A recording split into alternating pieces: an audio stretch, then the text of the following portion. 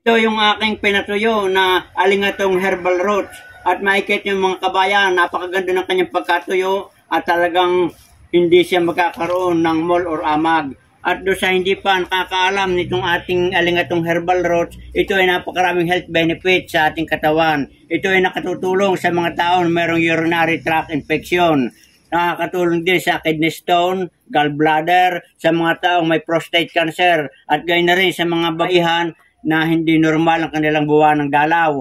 Nakakapag-control din ng pagtaas ng ating blood sugar at nakakapag-baba rin ng presyo ng ating dugo. At marami pang iba mga kabayan.